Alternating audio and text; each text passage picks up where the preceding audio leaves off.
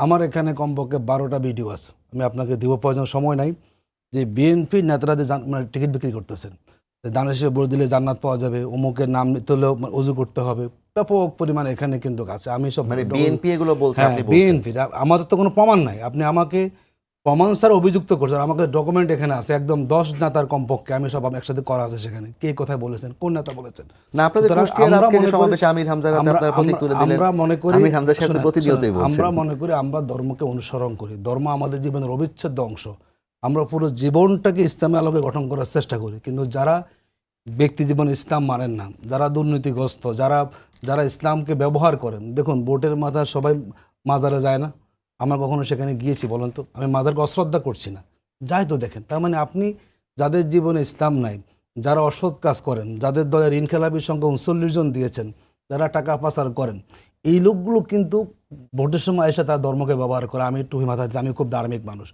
আমরা মনে করি জামাত ইসলামী, আমরা Islam is the complete code of life, এটা আমাদের জীবন, আমাদের রাষ্ট্রচিন্তা, আমাদের সমাজ, আমাদের পরিবার থেকে শুরু করে আমাদের পররাষ্ট্রনীতি, সব ভিতরে আমরা ইসলামকে মানার চেষ্টা করি। আমরা ধর্মকে ব্যবহার করি না, বরং ধর্মকে নিয়ে আমাদের জীবনটা সেখানে আপনাদের পরিচালিত সেই হয়। ধর্মীয় অনুশাসন কি আসলে পুরো দেশের, যেটি তিনি বলছিলেন পাহাড় থেকে শুরু করে সমতল, হিন্দু থেকে শুরু করে বৌদ্ধ, খ্রিস্টান, অন্যান্য ধর্মাবলম্বী সবার জন্য প্রযোজ্য হওয়ার দেখুন, সুযোগ আছে? ইসলামের রাইট সবার জন্য আছে। ইসলামী রাষ্ট্রে সকল মানুষ নিরাপদ সেখানে থাকবেন, কারো অধিকার সেখানে হস্তক্ষেপ করা যাবে না। ইসলাম কিন্তু কোনো ইনসাফ সেখানে থাকে, কারো অধিকারকে হস্তক্ষেপ করার বিধান ইসলাম কখনো সমর্থন করে না।